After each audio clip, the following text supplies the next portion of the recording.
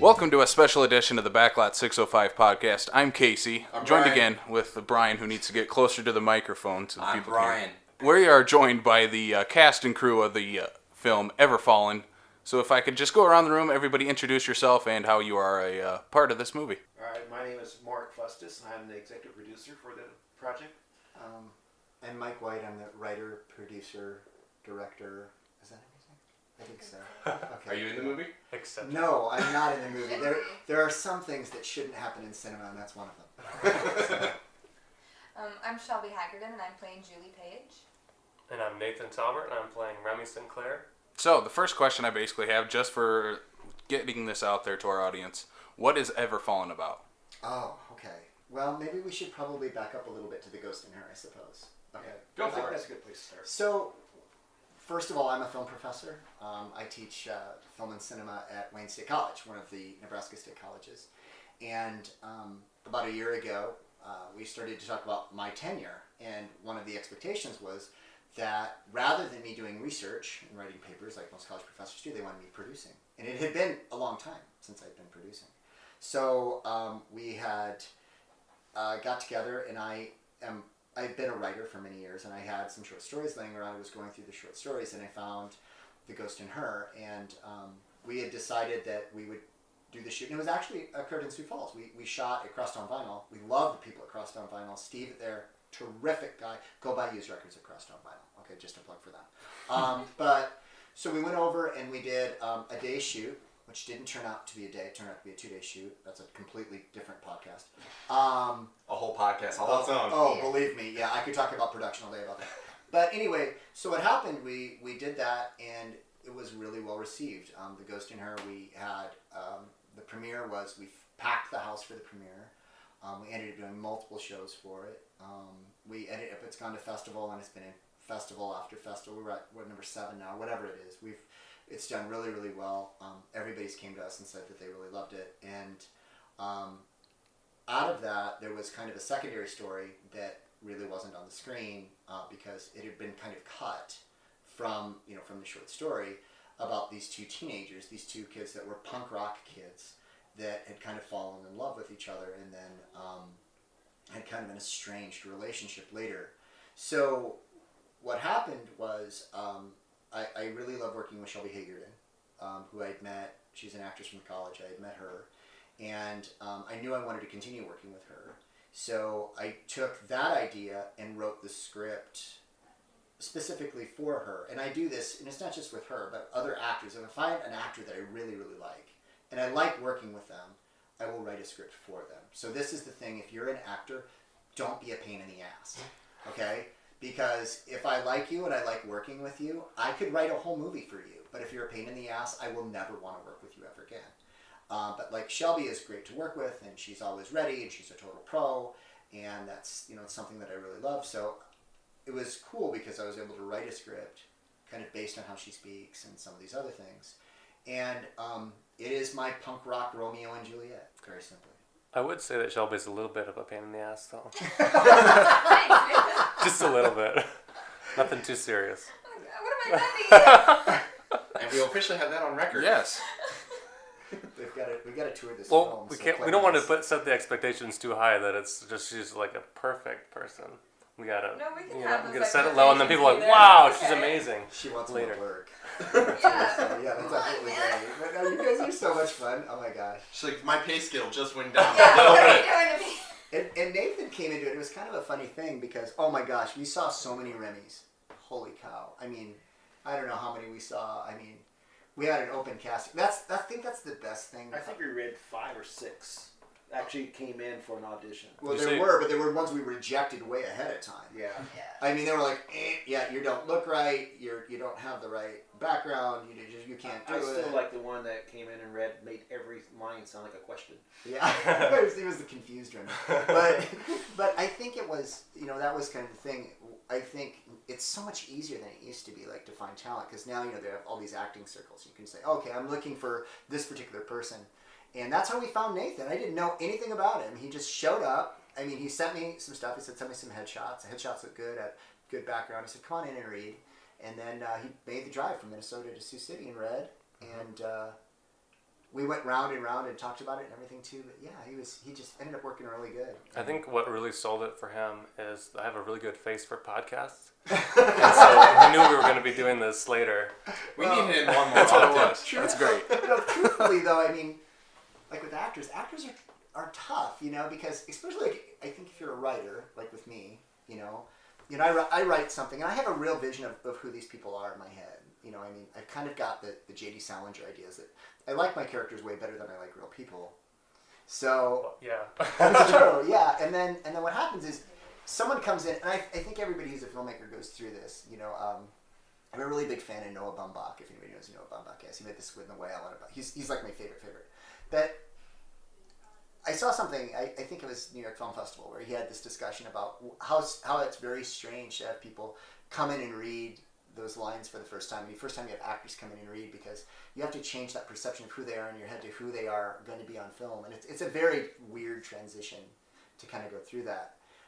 But we had guys that came in, and I mean, the plain truth is this is a romance, and we had one guy, he was such a great actor, he was so good, but he wasn't attractive enough to be a leading man. I mean, I know that sounds so harsh, but it's the friggin' reality of making films. That's why we have terrible Tom Cruise in everything, who's the world's worst freaking actor, but he's pretty. I mean, that's just the plain truth of it. The guy can't act at all, but he's pretty. I don't think it's that bad. We disagree. That guy's so bad. But you know what I mean? He did make The Mummy. He can do one thing If really well. you watch The Last Samurai, it's the Japanese guy who carries that film. It's not Tom Cruise. I haven't seen that. It's good. I'll save myself the Oh, trouble. it's brilliant. But I mean, I think the thing is though too. I mean, Nathan was this great combination. I mean, he's a very handsome guy. He's a good actor. He's a pro. He shows up on time. He knows his stuff, and he's easy to work with. Again, be easy to work with. So yeah, and it's been a delight. Now that this film's almost done, we've had so much fun. We have. It's been really, really terrific.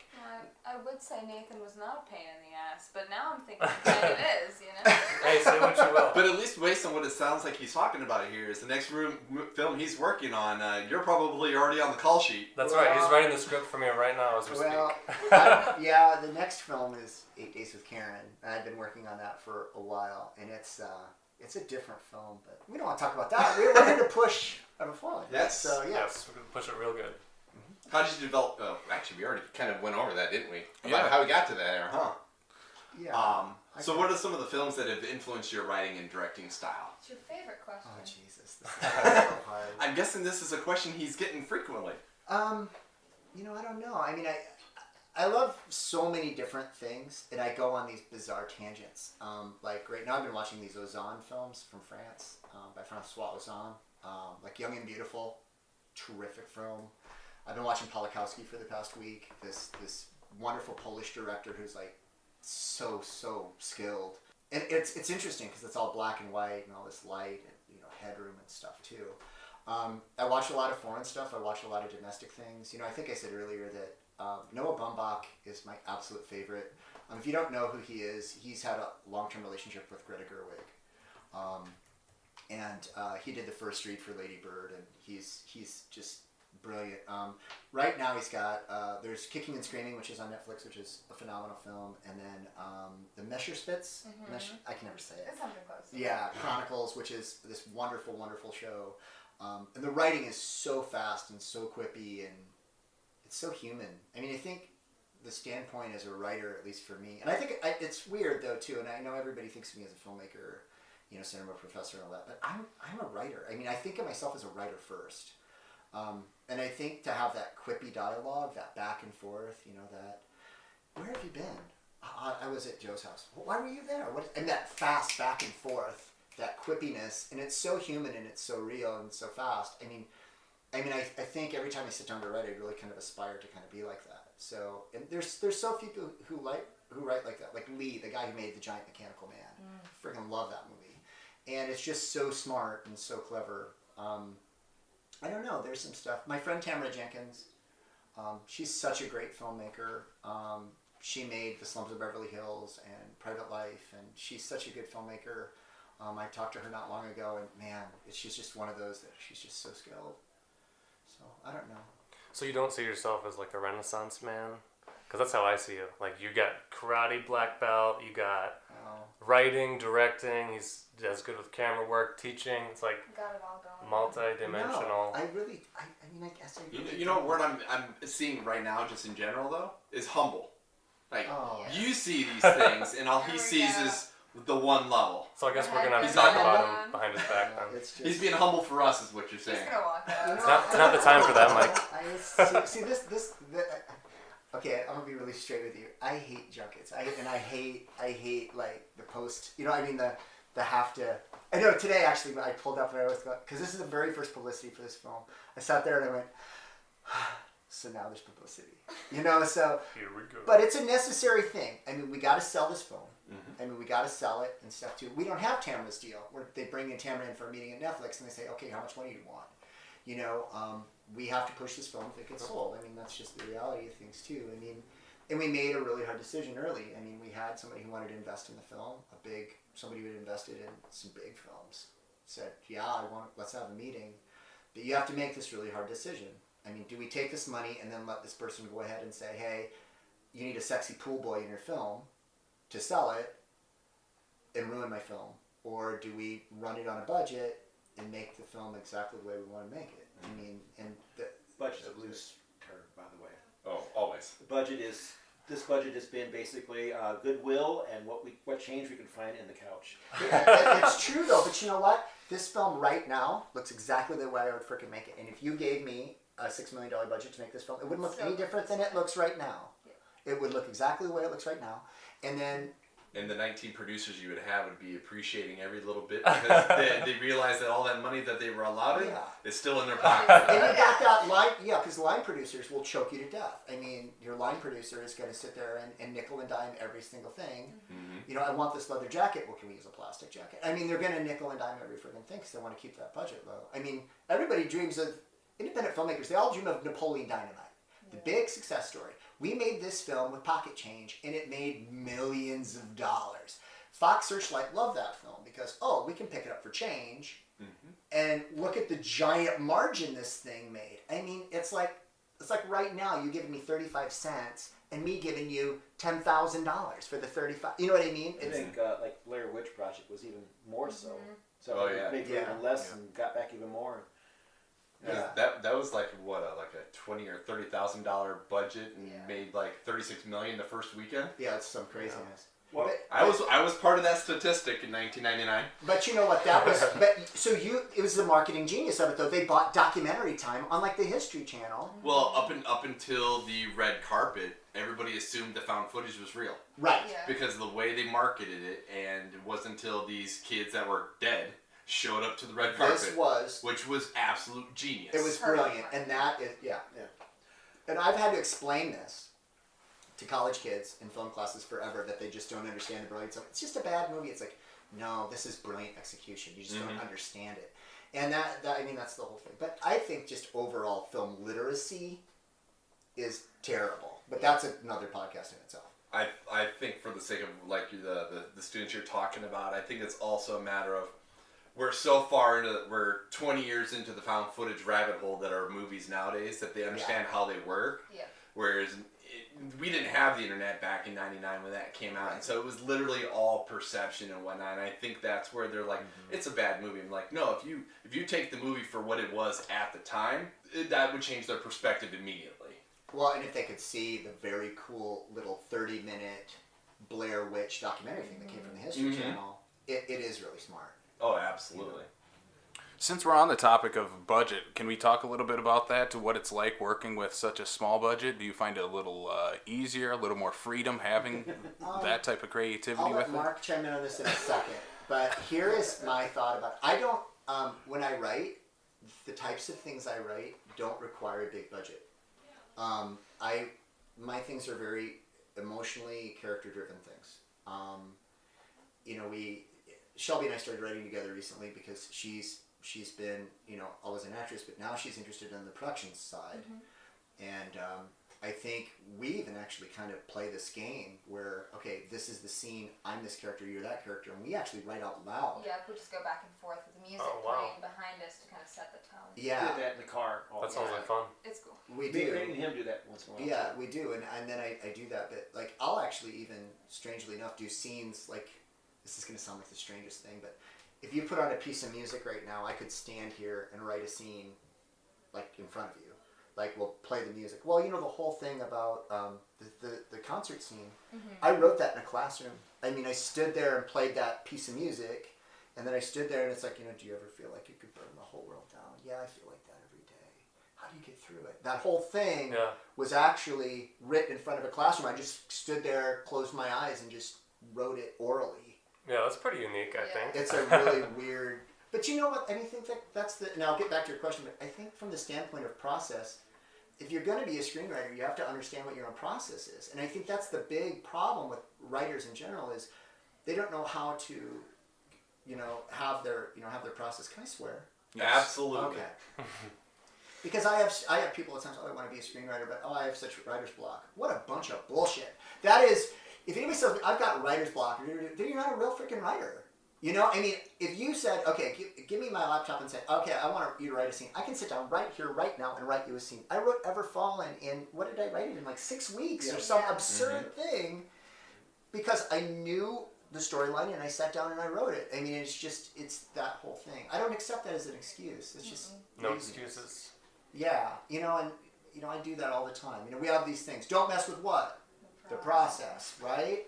What comes first? The work does. I mean, those little mantras, you have to have those. The film just never gets friggin' made. I mean, a million guys who've been making a film. They've been making a film for 8 years. It's the same friggin' film and it's still not done. You're seeing people age on camera. It's because they're making excuses. This film's going to be done. And I told Nathan that when he first came in, this film's going to be done. First day of shooting was shortly after the first of the year. It was. Yeah, right out. So we'll be... And we're down to the end now. It'll be this a little over 6 months, about 21 actual shoot Hour days. and 15-minute long feature film. We're on day 12 of shoot. This is the 12th shoot day Yeah. today. But what you're talking about budget, right? And we're talking about making a film with no budget. This is the deal. You got to have goodwill. You got to be good at getting people to do stuff for free. Ask for favors. Okay, and We owe a lot of favors. yes. But there's some stuff that won't work for us. For instance, we had to lease the nightclub where we shot the club scene. We had to pay the salary of the people to keep the art center in Sioux City open. And the But stuff that we you go down... also, with the art center, haggled with them because they wanted more money than we could afford. And then we haggled with them and I made a deal that I would come and give a lecture and a showing. So, I mean, it's Got to be tricky. creative. Yeah, make the deals. Money. As long as you don't have to sign your complete soul away. Yeah. But we don't sign rights away. We don't sign rights away ever. But we did give a slight percentage to a really great punk band from the Twin Cities, Bruise Violet. It's an all-female punk band. They're a great all-girl punk band in the Twin Cities, and we wanted rights to 2 of their songs, and they gave us rights, but we had to give them hey, listen, when this thing sells, you're gonna get paid for this. Because music rights are the worst part of this. Trying to negotiate music rights is an error. Yeah, you want to keep And that you have to pay for. keep the percentage that you're paying out for different things. So certain artists, investors, all kinds. You want to keep the percentage down as low as possible, of course. So because you don't want to get the film done and then you'll, oh wow, we sold it for $100,000, but I got to give 70 of that grand to other people right off the bat. And the people who negotiate music are very, very smart. They do it. I mean, they sit in front of a phone all day long negotiating music. So I mean, if I come to them and say I want to buy a piece of music, they'll say, okay, well, this is the deal. Especially like with this type of a film, they'll say, well, you can have it for free right now, but we're going to have to negotiate later. But then it's an issue because it's already in the film, and the people who watch the film and want to buy it want that piece of music. So then they go, oh, okay, yeah. So it's very tricky. Shrewd. To do that, and they're very shrewd, and they're sweethearts. You call them on the phone, and they're like, "Oh my gosh, Mike, we've been waiting for you calling." Yeah, we talked to their agent, and they're definitely wanting to sell that. And I mean, they're very smooth and very friendly, and you've got to be very, very careful because you get sucked in. Oh, they're my friend, and then all of a sudden you're going, "Oh man, if this thing sells, I owe them a lot of money." So you got to be very, very conscious of what you're doing. Your best bet, if you're going to have music in your film, is not have a specific piece of music in mind. If you for instance, That's an issue for me. That's an issue. okay, so I have a couple projects that are in the very beginning phases, right? I plan on not using canned music at all. I've gone to a composer buddy of mine, and he's going to do music for one. And I've checked into a band who's now defunct, basically. No longer work. I like their music, but they haven't released anything in over 10, 15 years, and go directly to the artist. And maybe talk to him directly for the other one. But you're better off getting it written for yourself. Find a buddy. Yeah. Find a buddy. Find someone who writes music somewhere and say, hey, listen, you want to be part of this. You always bring them in and say, you want to be part of this. That's the John Williams method. Because, Right. you know, if you look at Star Wars, Lucas originally said, when I wrote this, I was listening to this classical piece when I wrote this. Then he brought it to John Williams and said, can you create something in the same tone? And that's something that we can do because, you know, I'll be very frank, I wrote the entire concert scene with, you know, Andrew McMahon's Constantine playing in the background. Andrew McMahon does not like to sell the rights to Constantine. He's very sensitive about it. So that's a piece of music that we, after a lot of trying, probably cannot get. So what we'll do is we'll bring that piece of music to a professional who we've already lined up who will create something in a similar tone. So a lot of filmmaking is about feeling and it's about tone. You know, so the music part of that is part of it, but it's expensive. I mean, back to budget, it's expensive, you know, to be able to do those things. One of those big films, they want to use already known music as a means. It's like they're using A-list actors. They're selling the movie. You go into that movie because you recognize the people within the movie. You listen to the soundtrack because you already have emotional attachment to that music. When you do an independent film, you can't afford to get. A filmmaker in Sioux City is having a problem because he made a film with a specific piece of music in mind, and he wants Yeah, that. I think I piece of got him music. straightened out though. And it's been a hold up to his entire project. The name of the film is based on the name of the song. He wrote the whole Oh, film, and the that's film an falls apart without it. Yeah, so you have to avoid doing that unless you're doing a music video for the artist, which is a way you can probably get a tit for tat type thing where you can agree, okay, we're going to do this film, but in exchange we'll do a music video for you for free, promoting your song, but it also promotes the movie at the same time. And you've all seen videos like that. Yeah. Right? And that can be part of your payment. I mean, you got to figure out ways. When you don't have cash, you got to get creative, right? Well, and we did a lot of stuff, the costuming and stuff. You know, it was very simple. We went to Dresser Plastic and bought band T-shirts and leather jackets, and we did a lot of thrift store. I mean, it's great to make a punk rock film because punk rock kids have no money. So I mean, it's easy. It's not like you're buying Armani suits. So you know, cheap combat boots, stuff like that. You know, stuff. Oh, look, this kid. There's holes in this. Well, great, because punk kids wear clothes like that. So I mean, there's that too. Made costuming probably pretty easy. Yeah, but you know, I'm meticulous. Like, if you were to take a look at my project book and you like flipped over to Julie, we have very specific photographs of how do I want. I mean, I'm really uptight. How do I want the makeup? These are specific clothes that will be worn. These are, right down to shoes and accessories and bracelets and, I am a meticulous pre-production guy. So when scenes happen, I know what they want. I mean, we have this whole thing about the concert scene that says, okay, this is the outfit Julie has to wear because this is what the story says and this is what she has to look like. You know, it's supposed to look like British punk rock because this is where we're solidifying her personality. And I mean, yeah, we're on a budget, but the story's got to be told. Yes. So I mean, that's the whole thing. But we have a scene where the Julie character has a meltdown and she runs away from school and she freaks out and she falls down in the mud and she's crying. Well, you can't shoot that out in the rain because, you know, we've got an English camera and we're going to destroy it. So what we would do is we'll build a rain rig to go ahead and do that. Mark will have it all built and we'll be ready to shoot and then we'll get that all taken care of. But it's an important scene. It can't be written out. It's got to happen or it doesn't work. So we've got to have that done. Yeah. So poor Shelby's going to be soaking wet. And guess what I'm doing tomorrow? What are you doing tomorrow? Building the range.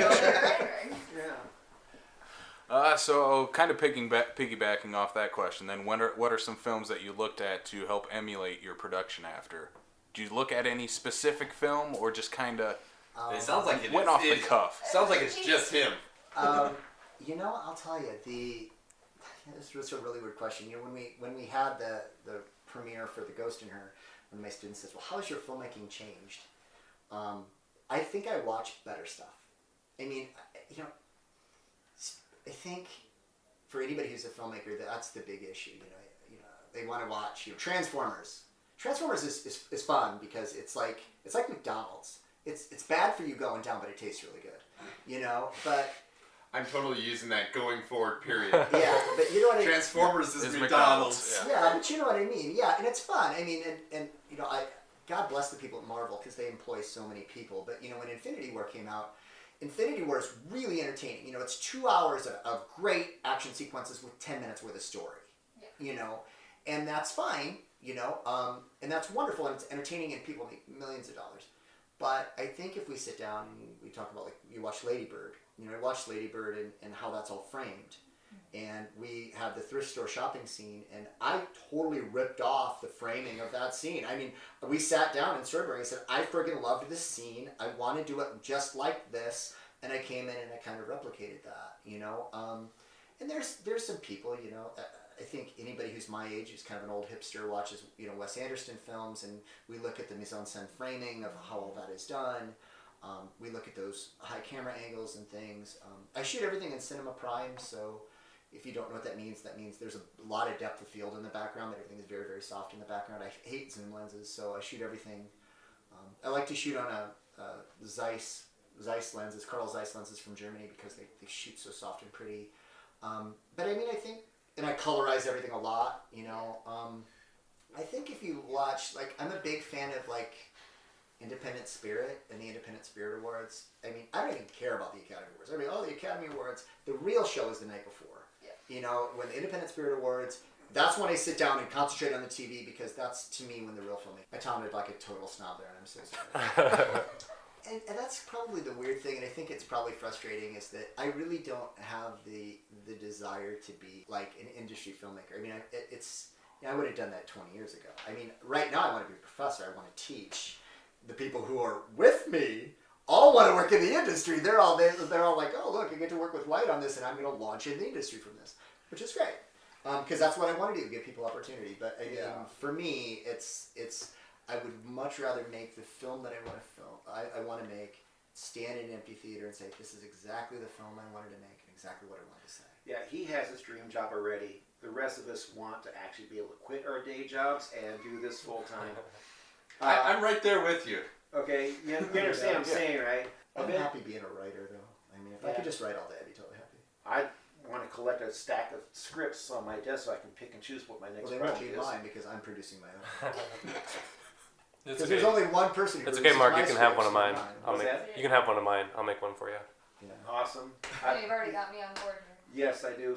She's writing one Actually, of my Shelby's scripts. a really good writer. She actually just finished this wonderful short script called The Offer. It's like this beautifully romantic, brilliant thing, that just kind of came out of nowhere. So we'll have to keep that in mind. Have her come back and talk about her movie. The one she's writing for me that's about serial killers, and I needed someone dark and twisted on the inside. That's right up your alley here. Boom. So let's jump to Shelby and Nathan. Let's talk a little bit about your guys' characters. You briefly mentioned how they got involved, so kind of what is your characters and your role, basically? I play Julie, and she starts off very basic, incredibly depressed. Her mom is putting a lot of pressure on her to, get those extra points so you can get your math score up so your ACT score is good, get into those good colleges, and make sure you have a really successful boyfriend, even though you don't really need to love him. Money's good, and she's kind of hit her bottom. She doesn't know what to do. The people at school are awful to her. She's being forced to be a cheerleader, so she has the extracurriculars. There's just an incredible amount of societal pressure on her. And she meets this girl, Ari, who brings her into the punk world. And she's like, oh my god, these are my people. This is so much better. And one day she snaps. And she dyes her hair, pierces her nose, changes her clothing, comes back to school, boom. Beautiful punk girl. Beautiful in the relative term. It sounds like a Disney movie, but it's way uglier. It's way uglier than that. And, she meets Remy, Nathan. There's a lot to her, and there's so much character development within her. And I got a lot from it from myself, and just the pressure that you feel on a day-to-day basis. So Right. Well, yeah. he wrote it for you. Yeah, So, so, you, I mean, you better but- draw from but yourself. It was funny though because afterwards I'm like, oh my god, I see so much of myself in Julie, and he goes, oh, I didn't even realize. If anything, that made it even better. Yeah, though, it made because it way better because I mean she's so much easier to play then Yeah. because it's like, oh, I'm just like this is me, you know. And I think she's a character that a lot of people can relate to because I mean we all feel the pressures. I think when I wrote it, and I know you, and I've Yeah. known you for a long time, I wrote it kind of as an every girl kind of feeling. Yeah, for sure. Because I think you're not the only. I mean, that's the thing about films. If we can empathize with the characters and say, wow, I feel exactly the way that person feels. Like, if you ever watch Garden State, I think the big appeal of Garden State, it's a huge appeal for a big generation, is there are so many people who feel lost like that. Yes. Because you watch it and you say, holy shit, I feel lost like that. And that's what it is. I mean, good films speak to the human condition. So if you are like, I feel like Julie, how many other young women are going to say, oh my God, I feel like her too. You know, a lot of the film, at least for me, is about feeling like you don't fit in this world. I mean, Julie just wants to be seen. That's all she wants. And I mean, Yeah. Remy, which we'll So talk say about, we all. Remy just wants to be understood. Yeah. Do you want to talk about that? Yeah. Yeah, let's talk about Remy. Let me tell you something about Remy. No, but he is just a really talented musician, and he kind of gets into punk because things aren't going well in his life, and his dad isn't in the picture, and he's just kind of lashing out a little bit. But what he really wants, like you said, to just be understood, to be heard and seen. He wants to have something to offer the world because he's really talented in what he does. But He's a musical prodigy. he's a musical prodigy, yeah. But he's kind of he still deals with what a lot of people deal with, like, am I enough? Do people really want to hear what I have to say? So he deals with all that too. And I guess a lot of the inspiration that I've taken is just what would it be like? You know, what would it be like if the ducks were lined up in that row for me? And I can relate in a lot of ways to him and how he feels. You know, it's just like you feel like you want to give something to the world and you don't know if you're good enough. You don't know if you have anything worth saying. And then you find somebody who comes beside you and kind of helps you figure out what it's all about and helps you to see people. You've kind of locked in your own headspace. That's kind of how he is. It's just like he sees things through nobody gets him, so he kind of locks himself away. Nobody gets him. And then Julie comes along and really helps him to see other people around him even in a different light and to see the potential that he has, and it kind of makes him come alive in a way. Bring him out of that more isolated state into hey, there is a person out there who does understand you. Right. Yeah. And that just opens up his heart, basically. And then how he even sees his parents, because he hears about the way he sees her mom and the way that she treats her, and he thinks about, you know, how good his mom has been for him and how good his friends have been to him. She shows, you know, another side to them too, when he's kind of just focused on himself and he's just in his own little head, his own world. I love that. We have a scene. It's my favorite scene in the film so far. It's the scene where the two kids, they go to the art center because he feels like no one understands him, but the only people he understands are the dead artists, the people who were never understood, you know. And then they're standing there, but he talks about his mother, and he said you can love someone desperately and still never really understand them. And that was, you know, when, you know, like with all actors, you know, Nathan came on and I wasn't so sure, you know, is he going to be all right? Is he going to be okay? And I remember looking at that scene, and when he delivered that line, I thought, the film's going to be fine. I'm not worried, because it came back, and then that was there, and it was that whole thing, I think. And I identify more with Remy Sinclair than any character in the film. You know, that whole, I think as an artist too, I mean, anybody who writes or anybody who makes films, at least when the lights go down and the credits roll, you're very scared because you're like, is anybody going to understand this for any film? You know, and it's not, I think that's a difference in independent filmmaking, which is different because, you know, the lights go down, the credits roll for the Avengers. Everybody's going to understand the Avengers. You know, everybody's going to get it. But, I mean, when it rolls, did everybody understand Citizen Kane? You know what I mean? And I'm not saying that I'm Wells, not by a long shot. But I mean, the whole point is that as filmmakers, you want to be understood. As an artist, you want to be understood. You want people to watch your film and get it. You know, and I think at the end of The Ghost in Her, when I had two different women come up and grab me and say, they got tears in their eyes and they're saying, oh my God, this film spoke to me on this level. Then I was like, frickin' A, that's exactly what I wanted. with somebody to feel this at an emotional level and understand what this means. So I don't know. I mean, I guess that was the case, and it's really good to hear the actors talk about how they really understand this friggin' movie. Well, it's really well written. Yes. Well, I noticed that. thank you.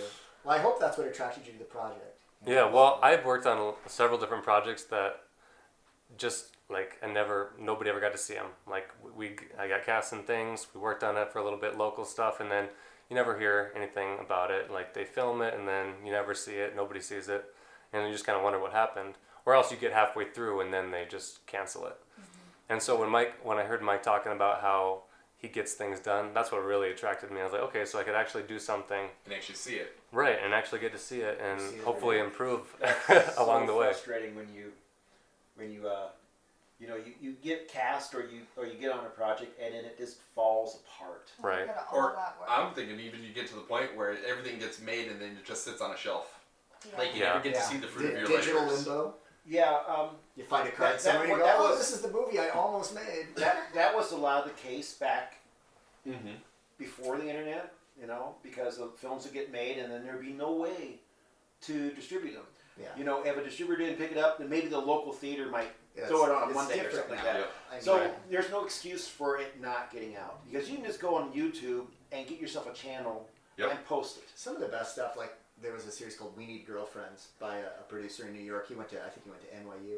That was the funniest show. Oh my gosh, it was hilariously funny, and it got so much traffic that CBS looked at picking it up, and it never got picked up. But it's such good writing and such great filmmaking. I know that guy's doing pro work now. and that's I the like thing. the Guild. I'm sorry. And the Guild was the same type. That of was Felicia Day's project. And that launched her into her own little stratosphere. Well, she Oh, already sure. she was already like she had a role on Buffy the Vampire Slayer and a couple other now roles she's and stuff. producing, right? But now she's producing and stuff It's a now, different and that was all her project. Mm-hmm. Yeah. So, but I That's a similar thing. love the Guild because I could relate to it. I'm a gamer. Oh, yeah. If you can, Oh, I absolutely love the Those Guild. guys. yeah. It's clever, very clever, very funny. So I'm actually gonna, because I know this isn't on here.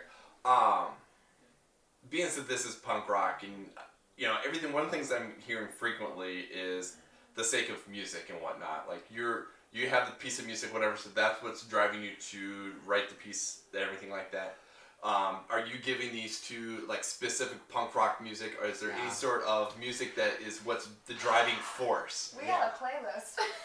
When the I want the playlist. I'm just saying. Yeah, when this happened, I sent a playlist out, and it was this whole thing about, I don't know. I mean, I think being punk myself as a kid, it was just like you have different generations. The beatniks had jazz, the hippies had folk music. Mm-hmm. My generation, the punks, we had punk rock. It's the music of rebellion. It's the music of hope. I mean, it's our social unrest. So I had to educate them a little bit. What is the Sex Pistols? Minor Threat. What are these things? And it's actually been really fun because Ron Emery from TSOL, the punk rock guitar legend, has been on set more than once. Mm-hmm. And it's been very, very cool. As a matter of fact, in the concert scene, he actually came and played guitar for pieces of the sequences. So it was very, very cool to kind of have that there. But yes, there is a list, and music is how I write. It is the fuel. It's underneath too. I think, and this is probably something I shouldn't say during publicity, but I think too, you've got to be a little careful in writing because it becomes really personal. I mean, I think we had a point.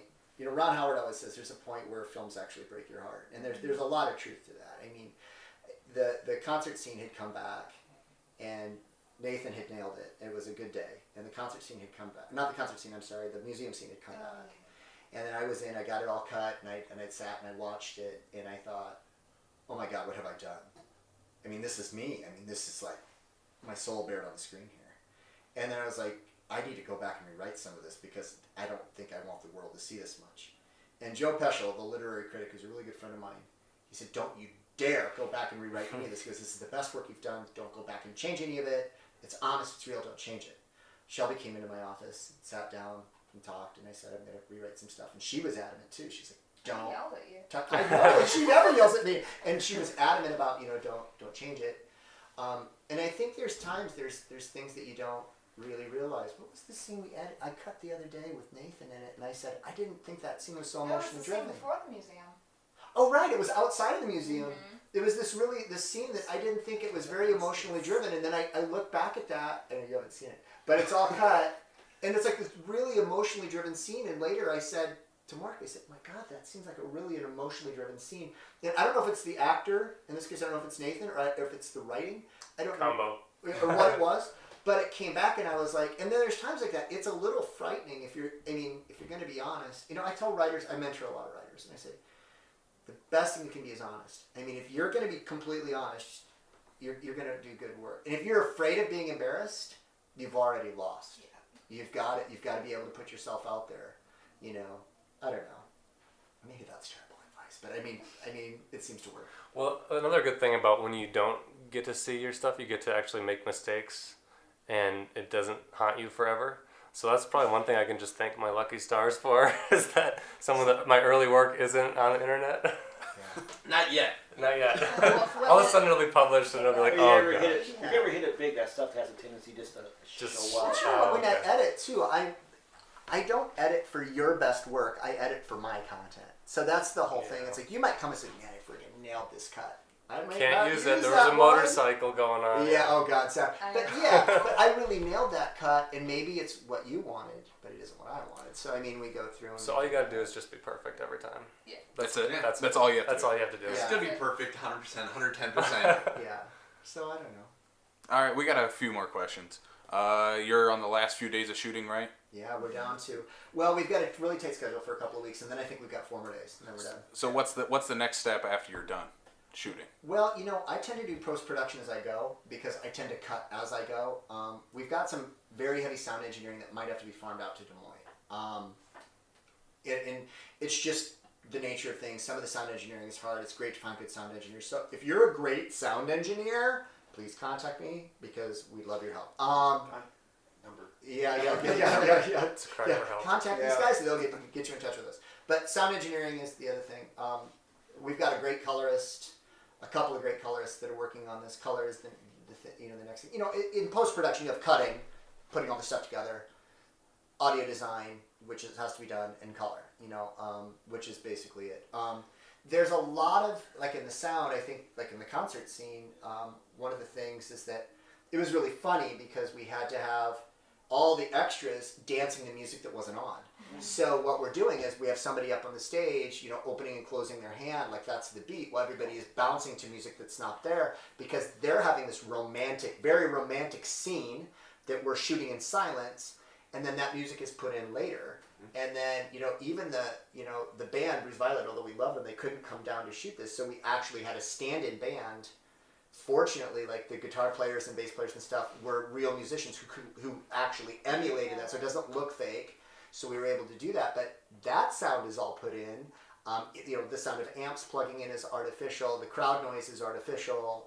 All of those things are artificial. So that design has to all go into that. So there's a lot to it. But I cut that pretty fast. I cut that Yeah, that was in 2 good. days, Not even that. wasn't it? Yeah. Yeah, but I get crazy. I have Yeah. times like we'll go on a 12-hour shoot and I'll come back and I'll go to an abandoned I'll sit in the empty cafe of a Hy-Vee and start editing, and I'll edit the whole night because nobody will bother me there and they have fast Wi-Fi, so I can just sit there and Word to edit the all wise. night long. I mean, the Well, Ghost the in idea Her, is- the Ghost in Her, I edited. We came back and I edited it that night. Yeah. I didn't know they're open all night long. The Oh Hy-Vees. yeah, Hy-Vees. Hy-Vees are 24 hours, Hy-Vee baby. in Hamilton is open 24 Yeah, hours. Hamilton and Sioux City. Hy-Vees are 24 Okay. hours. So what I do is I buy one fountain soda, sit there and edit all night long. Yeah, I'm like a homeless guy with a laptop. Me and an assistant director stood up on stage and put on a little show for people. Yeah. You gotta make it interesting. We're Yeah, you saw us. I saw it. Yeah. I'm My picturing back hand. was turned. I didn't get this. I'm picturing hand puppets right No, now. we're talking It's about like little going dance to a routine. Dickie show. Little dance routine to a song that only is playing in our head. So, Yeah. you But it worked out. I mean, when Yeah. you watch that scene, you never question anything about the band or anything, and that's good effects building. If you watch something and say, "Man, those are great special effects," then you've lost. If you're watching something and the effect happens, and you go, "Oh," I mean, you're interested in the story and not the effect. then you want. The best special effects are the ones you don't notice. Until you watch it a million Yeah. times, and then you can pick Yeah, up we on do it. that. I teach Blade Runner as one of the courses that I teach. And it's I've like seen that's it. the great Noticed that's the that. great thing about it is it's just so brilliantly made. Both of them. I know. I was the only person who liked the second one, but I thought it was Both brilliant. Blade Runners were excellent. That should be a master study in cinematography. Yeah, Deacon's Man. So, if at all possible, how can our listeners get involved with the project or help with local productions like Everfallen? First of all, like us, go to Everfallen on Facebook and like and follow, because we're always saying we need extras, we need help, we need this, we need that. If you want to be involved with 8 Days with Karen, I would definitely go to the 8 Days with Karen page and like that page and kind of follow what's going on. We are very good about, for example, if a film comes up, we'll go to the Ghost and Her page and we'll say, okay, here's a new film that we're producing, like it, follow it, message us if you're interested. I think Sioux Falls has a Sioux Falls actors community, and I know they have Sioux Falls film actors community, right? Yeah. And it's very cool. I just found that the other day, and so when we're looking for people, we're posting to those sites, hey, we need actors, we need this, we need that. And if you're an actor, I've got all kinds of advice. Have good headshots and stuff. For crew, show up. Find out. Yeah, Find out where you're shooting, where it's going, and show up. If it's an independent guerrilla film crew, there is never enough people on the crew. And show up and do whatever they tell you to do the best that you can do it. Absolutely. And then you'll get invited back again. Yeah. And the more you show up reliably, Solve problems. right, you don't have to know anything. But solve problems and be ready. Yeah, you don't have to know. I don't know what to do on a film set. Don't worry, we'll tell you. Yeah. Okay. Mark Lopez is a prime example. Here's a good. We were shooting The Ghost and Her. We had to go back for a second day, and my AD that I love to work with, Brendan Smith, world class AD. That guy knows his stuff. I mean, if I say I need an 85, that dude comes running with a lens. He knows exactly. He's like a pro film set guy. So I met Mark Lopez at a restaurant one time. And he says, I'm a filmmaker. I was like, oh yeah, I hear that all the time. Because you hear that, oh, I'm a filmmaker. Oh yeah, okay, great. Yeah, you and everybody else with a phone. So it was this thing, and I was out of desperation. It's like, okay, I'll give him a call because we have got nobody. And he showed up on set, knew what he was doing. And he was like, oh yeah, I know this. Let's set up this light. Had good ideas and was smart and ready. And now he's a better hipster. You know what I mean? We use him for everything. He's one of the best ADs I've ever had. He's unbelievably good. He's got a great sense of humor too. Yeah, And he's great on set. He's great to work with. He's light and he's funny, and it's great. But what I'm saying, even if Mark went to school for that, and so did Brendan. But even if you're just a high school kid, or someone who always wanted to get involved in film, show up to the set And be willing to do anything. Right. Just show Go up. get water. Yeah. You might. Oh, we don't have anyone to hold the boom mic. You're holding the boom mic now. Yep. You're doing the boom mic. Or we need these lights moved over here. Or we need to follow with the lights. Or we need a light diffuser over here. And someone has to hold the light diffuser. True. There's never enough hands on the set. Never. And I shouldn't have to do it. I know that sounds awful because if I'm there, especially because I do cinematography too, I'm the writer, director, cinematographer. So I'm doing all three of those things. If I stand there and I say, listen, I need this moved, I need it 3 feet that way, and I need it set at this height, I should be able to turn my back, walk away, and everybody does that for me. I know that sounds terrible and I sound like I'm bossy, but I need to be thinking about this story. Because if I'm not thinking about the story, if I'm thinking about how people need water, then we got a problem.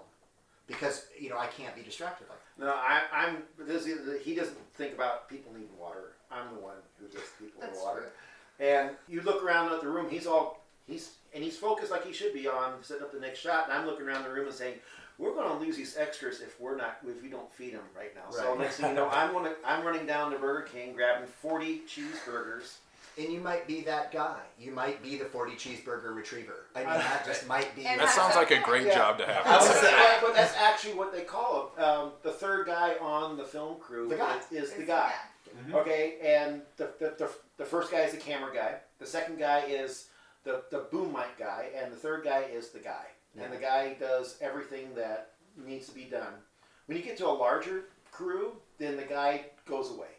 I mean, you got production assistants, you got first and second AD, you got the sound guys, you got grips and gaffers.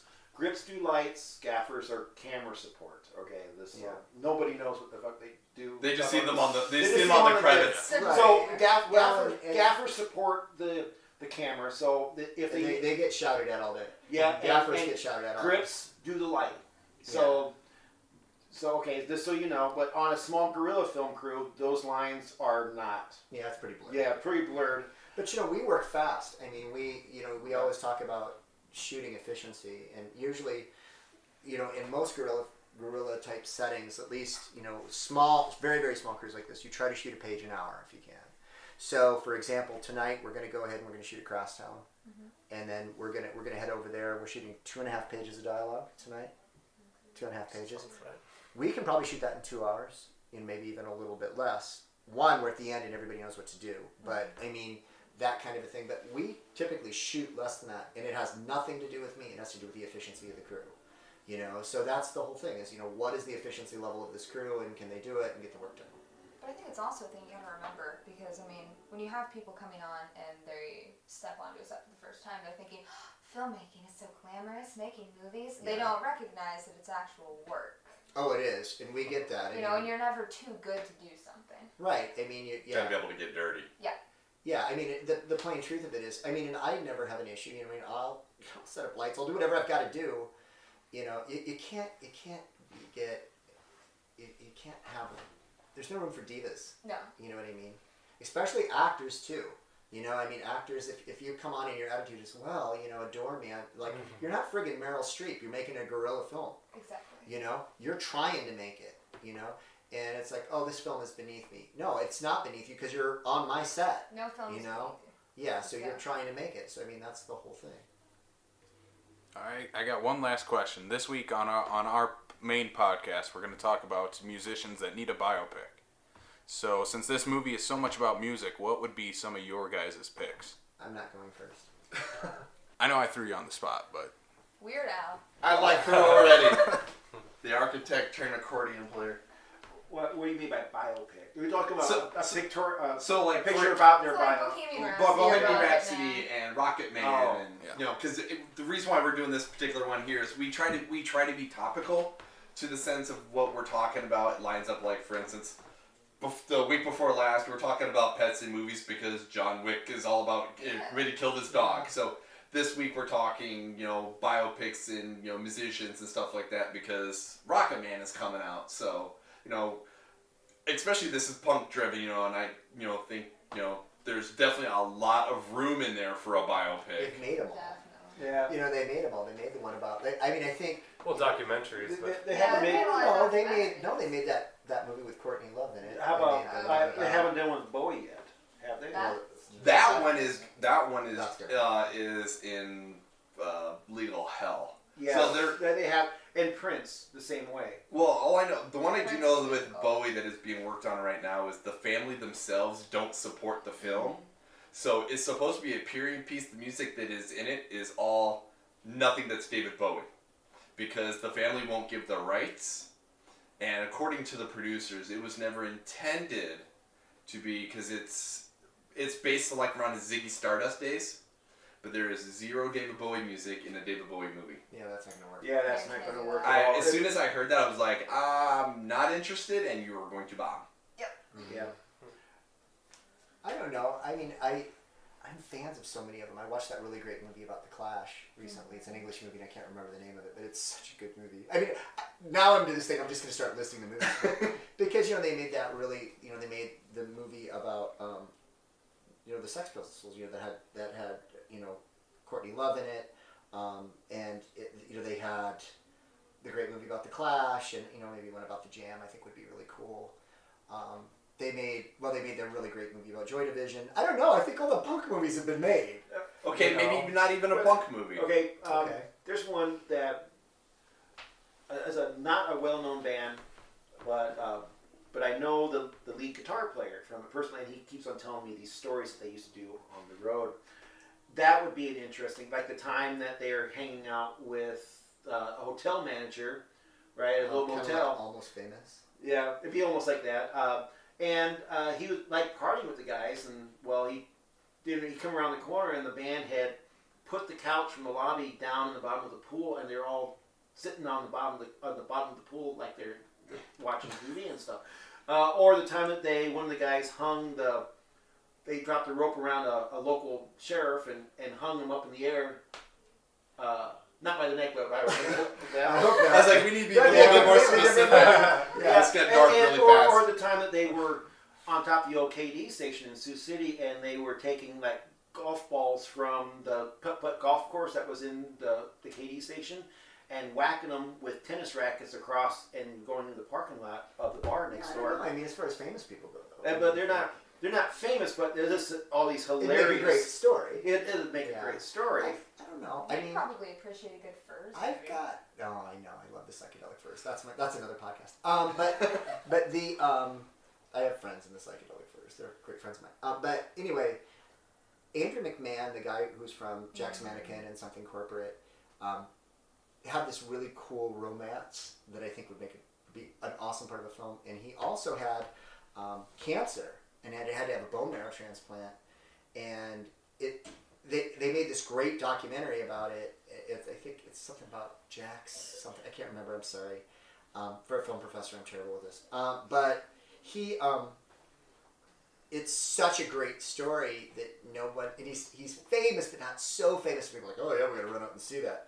But I mean, I think from the standpoint of story, it would be this really human, kind of riveting story. And actually, the bone marrow transplant came from his sister, which is even cooler. So I mean, it's this really cool thing about family and being committed and sticking with the love of your life, even though things are bad. And it'd be this really cool story. Now that I think about it, maybe I should make that. Maybe that's a movie I should make. I wouldn't have problems getting the music rights. There you go. There you go. So anyway. Maybe. As long as we get some credits, that's all I'm saying. Yeah, it's like, initial concept by, yeah. How about you guys? I don't know. My I don't pitch know. is Weird Al full on. I could see that would be really interesting though to see, because I've always wondered how he got the rights to all this, or however he did get those copy songs. There's Be parody nice. just enough. Be nice. Yeah, I don't know. Like I don't He know a technically- lot of artists. You definitely don't have. He doesn't need their permission. He's just a smart individual. It's one of the reasons why he's always been so successful. Well, then he deserves one. Better to not get sued. Yep, exactly. He already made that problem with Coolio. Oh Yeah, That's yeah. funny. Got any other last questions, Brian? Or Maybe.